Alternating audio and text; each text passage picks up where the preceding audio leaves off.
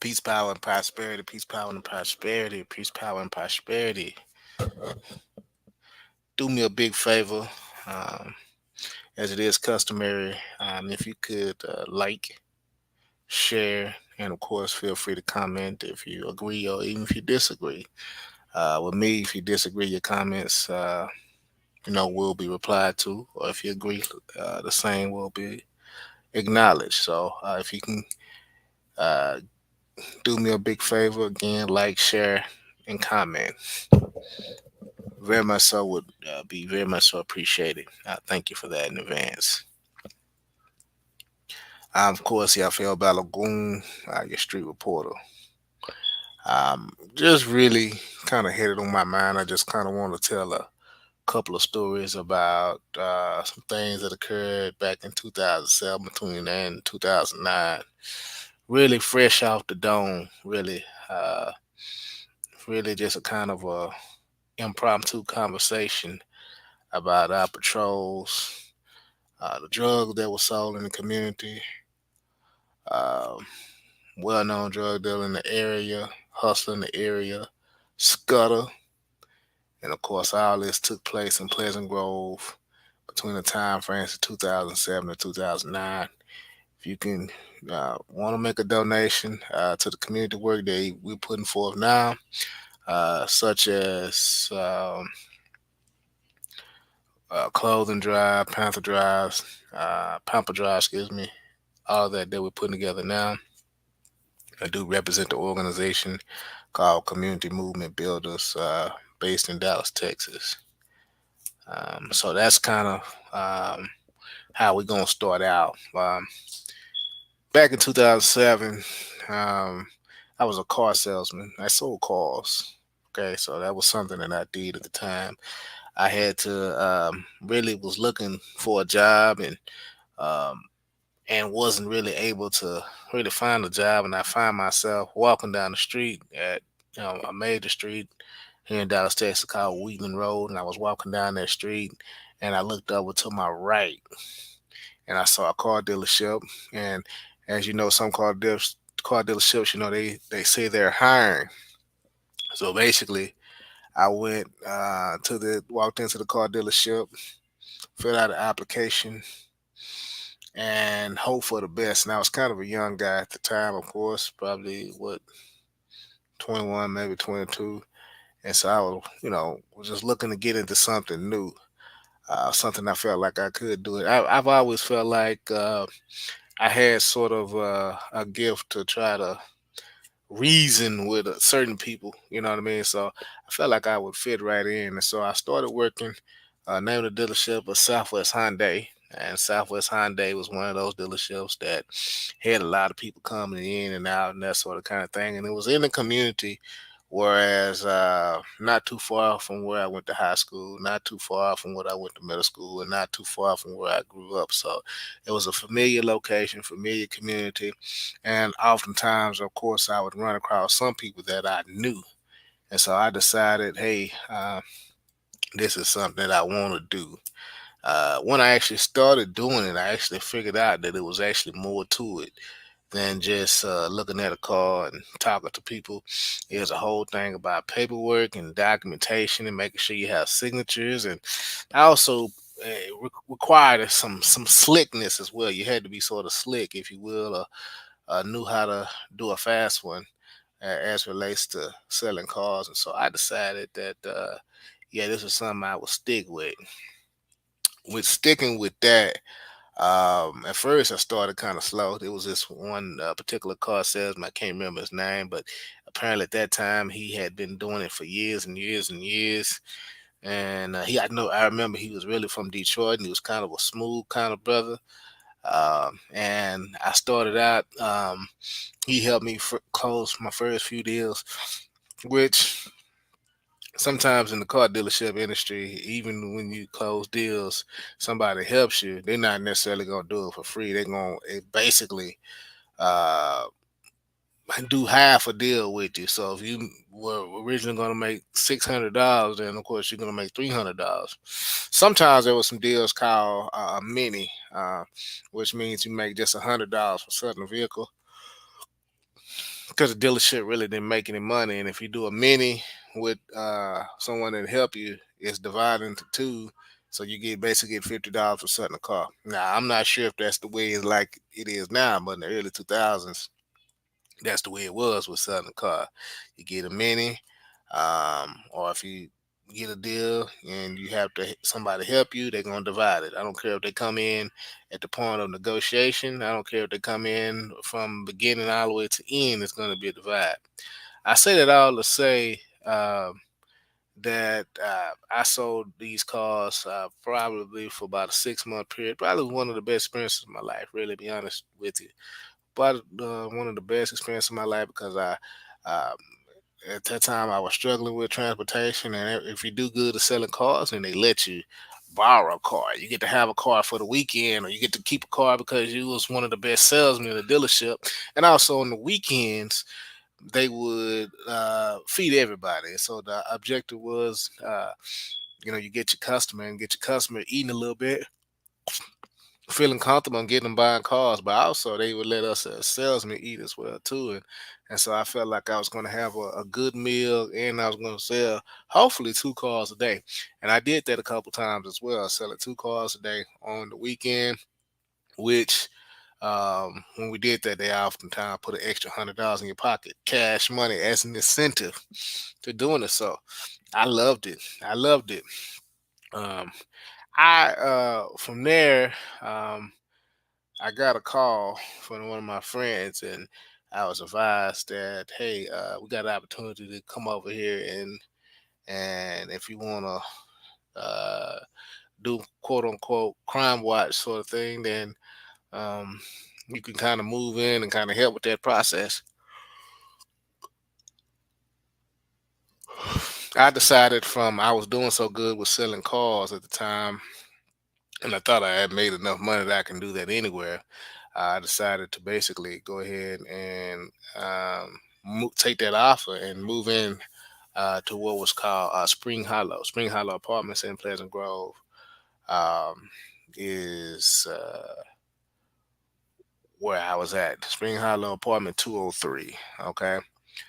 Um, and so with that particular apartment complex, it was two sets of apartments, basically 2 rows of apartments. Basically, wasn't a big apartments. Maybe it was about 60 units or something like that. It wasn't too big, but as far as going back and forth to the car dealership, I really didn't look back anymore. As far as the dealership, once I got over to Pleasant Grove, the dealership was way over in Oak Cliff, and so in between time I didn't tell, but I had went to St. Louis and stayed a few days and decided, hey, I'm gonna take a break from working, and I'm just gonna go over here since I got the opportunity to go over here to Pleasant Grove. I'm gonna do it. Keep in mind that that was about a 20, 30 minute ride, and selling cars all day, from bell to bell, as they call it, from 9 a.m. to 9 p.m. It's not necessarily something I wanted to do, but it was 60 hours,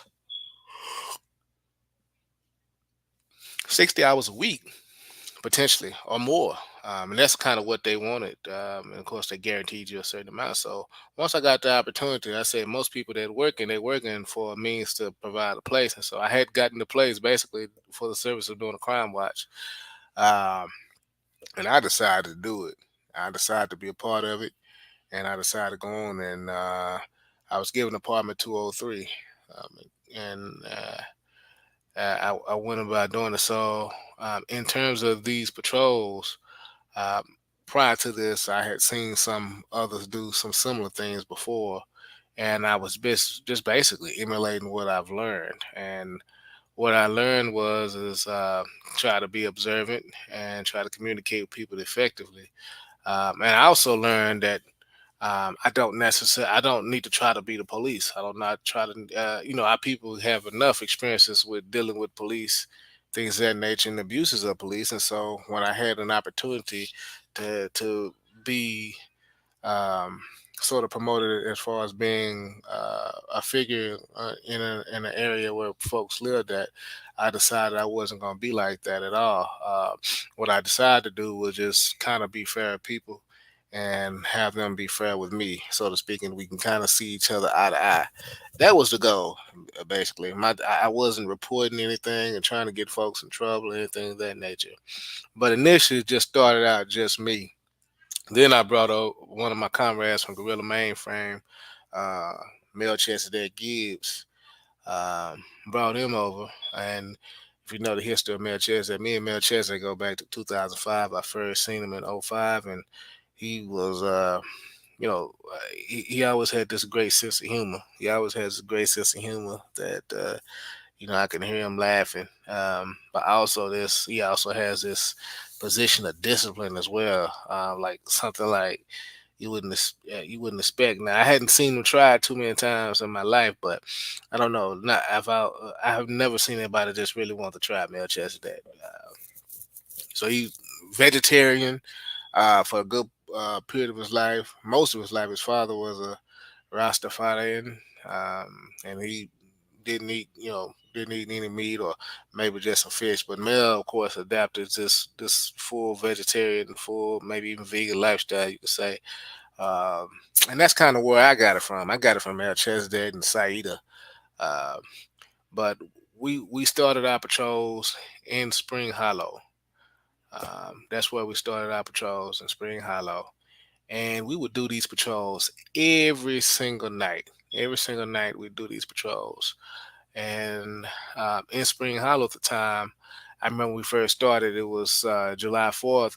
I was coming back. I was getting off the bus, and I remember going back through, walking down the street, particularly down Buckner Street, Buckner Boulevard. If you're from Dallas, Texas, you know what Buckner is. It's kind of a, I won't say a rough neighborhood, but some things do happen in Buckner. And I was walking down Buckner July 4th, and all the people, adults, women, kids, everybody was in the parking lot of Spring Hollow, and everybody was popping firecrackers. And it was just sound like a war zone, if you say. This was after 10. Now, to know our objectives, in Spring Hollow was to kind of push the curfew, which means 10 p.m. Everybody taking in, and these people were not very much so accustomed kind of dealing with that sort of curfew, any type of restriction, anything of that nature. They was just kind of doing what they want to do. Now, if you know about these types of neighborhood, folks just do what they do, and more or less, most of the time, I would say that these turn out to be cool, and nobody ended up hurting anything of that nature. But I just remember having that happen and seeing all that going on, immediately going upstairs to my apartment, again 203, and coming down with a comrade and walking, kind of trying to make our presence being felt. And again, these were not big apartments at all. You can see, if you on one end of the apartments, you could see all the way to the other end of the apartments. It was like two rows the apartment, maybe 50, 60 units on it. And it wasn't that big, anything of that nature. But it was something that kind of allowed us to kind of get our feet wet as far as community patrols. Not, what I mean is community patrols in Dallas, Texas, has always been some form of community patrols, and obviously there are some groups that have been emphasizing this conversation more so than others, but I do want to talk about a group that's not often discussed and not often talked about, which is Amen, African American Men Against Narcotics, which patrols the neighborhood of Oak Cliff and South Dallas, the Jeffrey Myers section of Oak Cliff, and was really active in the late 80s and early to mid 90s, or I should even say late 90s, around the issues of deterring criminal activity or deterring violence in the community, even deterring police brutality. Amen, African American Men Against Narcotics, really kind of laid a strong foundation for us that works. Now, um, there's a YouTube a documentary I called Dallas War that came out in the 80s. And if anybody was around in the 80s, you remember, at least I was growing up in the 90s, and one thing they always talked about was saying no to drugs. And that was something that we heard. And I think the movement at that particular time was really strong on looking internally. For as solving issues. Another group that's often discussed in DC, called the Dope Busters, and there was members of the Nation of Islam that had come together that wanted to basically patrol projects and apartment complexes or wherever folks was to try to deter violence. That's sort of what A Man was kind of doing here. They had walkie talkies and they wore green shirts and had had like green or black berets, and the shirts had red lettering on it that said Amen, and they walked around walkie talkies, and they would try to what they would, I guess the mission was, would do some work that not even the Dallas Police Department was able to do. That was basically what their mission was and what it was all about. I think I when I first heard about this group, um, I just thought that the work that they were doing was awesome. But this is something that again is not mentioned often, and this is one of the kind of the primary reasons why I want to kind of put this information out as much as I can and get as far to go as far as I can to really discuss groups here in this city that's not oftentimes discussed. That is the city of Dallas, and also, of course, I'm sure if it happens in the city of Dallas, and obviously it exists across the nation as well as some capacity. So that's why this conversation is being occurred. But well, we was patrolling the community between 2007 2009 on a daily basis. Um, I had recruited a number of different individuals to be a part of the process. And so not only were we doing patrols in the community, but I was able to get some folks on to help assist with the maintenance of the apartment complexes. Um, and if you ever lived in an apartment or ever leased a spot or a place, you know that maintenance is very important. I mean, you could have something going with water or something going on with electricity or something dealing with pests or whatever. Um, and that's your maintenance man will try to help alleviate that. You know, one thing that always sticked out to me, and I always aspired to it was to, you know, to aspire to have decent housing. And I think one thing that was discussed from organizations previously is decent housing fit for shelter of human beings. And I wanted to help create a space where people felt safe. Number one, that kids can come outside. Number two, and that people felt like their quality of life had been improved by the experience of having us there. So the things that I was looking for when I was out there patrolling, I was looking for anything that looked out of place. Number one, number two, I was making sure if I saw any conflicts to try to resolve them. And number three, of course, is just try to make sure everybody's property, at least that I could see, would be kept intact. And if I felt like if I did those three things, and I felt like as long as I communicated with the community, as long as my guys kept it good in the community, Mayor that, even a bunch of different other different people, man. At one particular point, we had probably close to almost 20 people out there consistently. My objective was really to try to build a movement more so. And initially, the Dallas Police Department, came very interested in the things that we were doing. Um, although what I didn't mention is that our patrols were armed in nature, and it wasn't all the time though that we walked around looking like security guard. We wasn't walking around looking like that. We was walking around looking like the folks that lived in the community, but we was armed and we had the capacity to try to, you know, or I should say the respect. We had the respect of a number of different people uh, there. And so we even done so well, and I'll talk about it in a moment or two. We had done so well that we got opportunities in other locations within a mile or two of Spring Hollow. Uh, but back to the five when they on July 4th, '07, when they was popping those firecrackers. It was like 10:45, 10:50. I mean, it looked like a war zone was going off. Just so many. Wasn't long after I went upstairs, 'cause I cut quickly, ran upstairs, and came back down, and made everybody, slowly but surely. It wasn't like it was immediate, but slowly but surely everybody went in, probably 10 or 15 minutes after I came down. And basically, I was just basically letting people know, hey, it's curfew, whatever, and kind of shaking hands and as much as I could kissing babies, but being very nice and courteous about it. To the point of about 11 o'clock, 11:15, I was standing out alone, and and uh, watching the cars go back and forth down Buckner. At that particular time, I used to walk. Uh, Once everybody go in, I'd walk up Buckner and I'd go to the corner store and get me some sort of snack or something.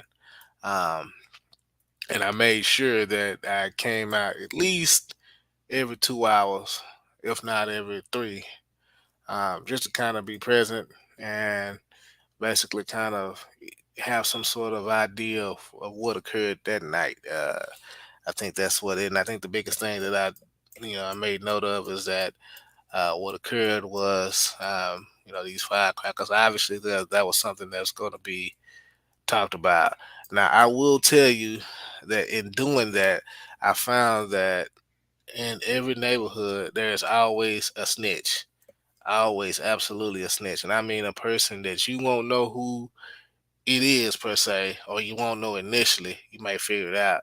But a person that's on very close in range of where you may live at, that will always let other folks, particularly in the management position, let them know what's going on. Let them know what you're not doing, and let them know what's going on that you may not see. Um, so it always uh, was a priority of mine to figure out who that person was and be ahead of them, because they'll do everything they can to try to show that they can do your job better than you. Um, So this is a little bit different, obviously, than what occurred later in 2014 when we did these armed maneuvers, which we have called them rather incorrectly, I think, patrols. But I think we call them that because we're walking down the street in a formation. This was more or less um, like a, for lack of a better term, like a crime watch. This is more or less a situation where when you come home every day, you see me and other people kind of standing outside, armed with shotguns and rifles, um, and being vigilant as much as possible with flashlights. This was a time frame before any there was any open carrying groups um, that I was aware of in the country. They didn't exist, not even the white militias, the open carry groups. Now, I'm sure that the white militias may exist as sort of underground and trained in the backwoods kind of thing, but nothing like what you saw in 2020 when they was out and running around and trying to be seen at various state capitals around the country. No, that didn't exist at that particular time. It was us in the community, and oftentimes when people saw us, especially that's why I didn't like to dress like a security guard or something like that. Because to explain that, and I know if you a 2A person or a person that has any type of bearing, anything like that, I know this is contradictory to what you may think or feel. But I like to wear what people wear because that provoked a conversation for them to ask, how did I have the capacity to do what I do?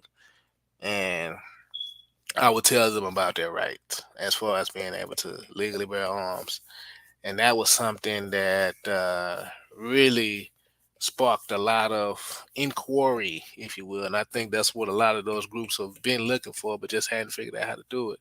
I think that the African Americans, and I say African Americans loosely, but just for the terms of just for understanding, uh, African Americans we have really grasped that concept in terms of our open carry movements or whatever it is because our people that come from our communities are always intrigued by our abilities to be able to bear arms, and then they're always intrigued about the education of firearms. And so, um, that was something that I wanted to promote heavily at the time, and other folks was also willing to do. Um, and in Spring Hollow, we had a couple of incidents, and I just remember getting into one. Well, myself personally, I kind of talk about a fight I had. I had um, a family member that had gotten harassed by a guy named Larry. And Larry, he lived downstairs from me, and I'd see Larry every day. Every day I see Larry, and some days you know how it is. Some days you speak, some days you don't. Um, but that was kind of, I think, what I felt like was a mutual respect. But Larry would he'll get drunk, and when Larry get drunk, he'd say the wrong thing. But this particular time, um, I came downstairs, and after hearing something that he said, and I just try to tell him keep cool, and Larry pushed me. He kind of pushed me, and when he pushed me, Melchizedek at the top of the stairs. I stayed upstairs. Melchizedek come down that stairs so quick, and Melchizedek was in the ready, and me and Larry just, we started fighting. Now, keep in mind, I'm in security. I'm supposed to be in security capacity, so I'm not. I'm supposed to be kind of deterring these things, or at least trying to avoid these things, or try to de-escalate. But Larry is already full of that juice that he had already taken to a level. So it wasn't, before I knew it, I had been pushed, and we was in a fist fight, and we fought all the way. So to know was kind of a heavier guy at the time, and so we fought all the way to the parking lot, and make a long story short, I had some people. Uh, Melchizedek was getting into it with somebody, and one of my cousins was getting into it with another. Dante, he was getting into it with another person, and me and Larry going, and I hit Larry like in the chin, and he slid up on the car, and I was going in for the kill, so to speak, not literally, but I was going in to try to uh, do more damage, and someone on Larry's side busted a bottle and was like ready to try to stab us, or stab me, I should say. But that's kind of the sort of thing that I dealt with. Now, the fun thing about that is you would have thought that was a major thing that happened. And the very next day, believe it or not, Larry apologized to me, and we talked, and that was it. And it really wasn't. It didn't go. It didn't really go beyond that point. Wasn't no like retaliation. I didn't have any animosity him, and obviously he had an animosity with me. I just think it was just one of those things where he was drunk, and he was a little more aggressive than what he normally would have been, and I think that's kind of what happened. But believe it or not, that's probably back in them days. I'm talking about '07 now. Back in them days where it was a whole lot of uh, get back. So right now they call it get back, but it wasn't no get back from that. He lived with his mom, and so I think that's probably part of the reason he didn't want to keep it going. He lived with his mother, and she needed him, and he probably needed a place to stay. And he was already, keep in mind, I was probably about 24 at the time, and he probably was like 38, 39, 40, late 30s. So that's kind of probably where he was at. So I was like, to me, I was still like a kid almost. Still, I think I was like a kid almost, and he was like I said, he had already either been to jail or coming out of jail or something like that, and trying to get life in order. So a lot of folks were doing that back in those days. Uh, that was probably the biggest thing that happened as far as internally dealing with people. And of course, I one thing that one time a brother was that was working with me was walking towards uh, a truck that we saw or thought that was interesting. Like, why is that truck right there? And it turned out to be an undercover police officer. And when he saw us coming with those guns towards him, he backed his truck up immediately and burnt rubber out of the parking lot. And we say it's undercover because he came back. The same person came back with about 5 or 6 officers, and they was all in tactical formation. So we ended up having a standoff, with the Dallas police, kind of a brief standoff where it was kind of going back and forth. They wanted to know where everyone was on my end, and only one that really obliged with that was really me. Other folks didn't allow them to get any other information from me, anything of that nature. Um, and so that was like a 10 to 15 minute exchange with them. And just keep in mind, these police officers, they was like, they just couldn't believe that 4 or 5 guys armed in Pleasant Grove. And this is a quote unquote so called supposed to be like a high crime area. And some folks was outside kind of looking. To keep in mind, this is way before camera phones, way before, that was before cell phones were even just any good. You couldn't even really get good internet back in those days. Couldn't even get good internet back in those days. And so it was kind of, and most officers didn't have body cams. So didn't have body cams. He didn't have. So it's kind of like um, word against word sort of thing. And so they anyway. And so we was immediately let we wasn't detained. So some folks walked off, went into and then once they saw I didn't have anything going on, they went ahead and let me go. I went up to the apartment complex, and I tell you, we looked down because I lived on the second floor. We looked down at them police officers. They was there for like a extra 20 minutes. Then they come over to where we was at and started knocking on my door. Now, of course, I didn't answer the door, but they knocked quite a while, and they was how they do announce themselves sort of thing with that fake type of hyper authority voice. We didn't acknowledge that. Like, man, y'all already had y'all time to talk, and y'all didn't do what y'all thought y'all was gonna do. And so we burnt off. We done. I had all the lights off. Keep in mind, we inside the apartment on to the T. You know what I'm saying? I'm talking about everybody had a gun in their hand. Even if, hey, I had an apartment complex about 8 people in there at that time. It wasn't. It didn't include the 4 to 5 that was out there with it. It was other people that was already up there, and everybody was armed to the T. Everybody had a gun in their hand when them police was knocking on the door. So it was just a crazy situation. And then to keep in mind, this is just Spring Hollow. Okay, so this is just Spring Hollow. I haven't even discussed Timber Park. Timber Park is where we run across Skutter, um, who was a major figure in that area. He gone now. His spirit is gone now. Rest in peace of him. And I hope peace and power to his kids and his family and whatnot. And when I talk about him, of course, no disrespect to the legacy of Scudder or to who he was. He was a person, a human being that deserved respect. Um, but our patrols consisted. It was basically our patrols was basically a labor of love. That's basically what labor of love, and this is how essentially Gorilla Mainframe really got its start. About in Pleasant Grove, and at that particular time, it really got its start in Pleasant Grove, 2008. Um, had the artist Show Enough sketch the logo, the image at that time. Show Enough did a great job. Show Enough from Chicago. He called himself Victor Hoover on Facebook. He always told me he was related to Larry Hoover, the founder of the Gangster Disciples. I'm not sure if that's legit or not, but that's something he always told me. I don't see why he would lie, but I'm just saying. Um, that's what he said. So it was just very interesting time, but in comparison now, it was slower times. In those times, life didn't feel as though a big as a threat as it does now. I think how folks view it now.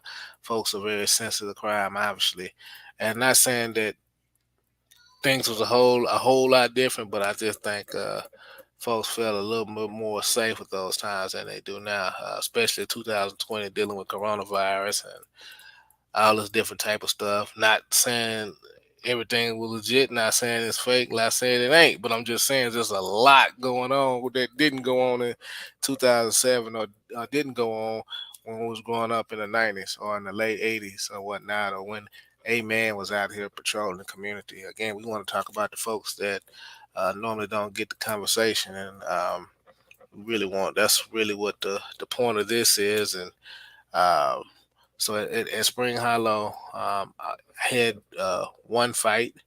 There was some shooting that took place at Spring Hollow, but it didn't involve me, and it involved a resident and a person. Well, a tow truck. A tow truck was taking the vehicle at one time. The resident came out and laid down like 5 shots, and it was one of the residents that I knew for sure was selling weed at least selling weed for the most part, but he didn't get in trouble behind that or anything of that nature. Like I said, the world was different. The world operated different. I think the tow truck driver may have returned one shot, and he was shot at 4 or 5 times. He returned one shot and was out of there. Um, as y'all know, gas was real cheap at the time, and groceries were very affordable at the time. I can only imagine. Right now, you go to the grocery store, you get maybe 5 or 6 items, you spending $50. Back then, they probably spend 25 or 20. Just very interesting times. But I say this all to say is that I started at the dealership at Southwest Hyundai, got over at Spring Hollow, did the patrols. Ultimately, we patrolled the community for about 2 years every day.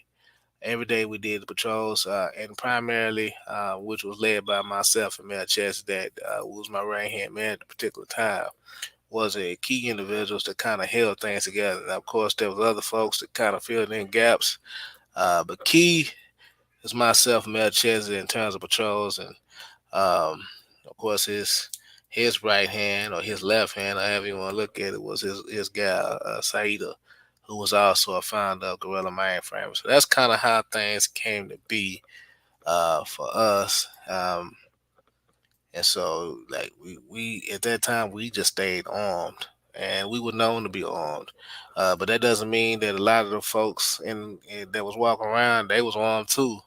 They just had like a certain. We had just gained a certain level of respect from certain people that we didn't get tried all the time. There was some things like what happened with me and Larry that folk, they wanted to try and see what we were gonna do, but outside of that, we wasn't really tried a lot. Now, I was in my mindset at that particular time, and I'm just only speaking about the Spring Hollow part.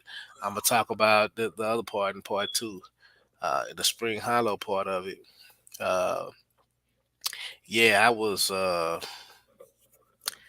Yeah, my mindset was really just about survival at a particular point. You know what I'm saying? It was just really trying to survive. I had an opportunity, but at some points I felt like we were dealing with pressures from the police because obviously the police didn't like us, and I'll talk about that. Well, I just mentioned that we took we basically our position basically got the police eliminated in some other places, and so I think certain officers in that particular area may have been upset about that. Number one, and number two, they had pressures from certain folks, certain elements in the community that didn't like the fact that we was patrolling. Now, of course, we never did get anyone arrested.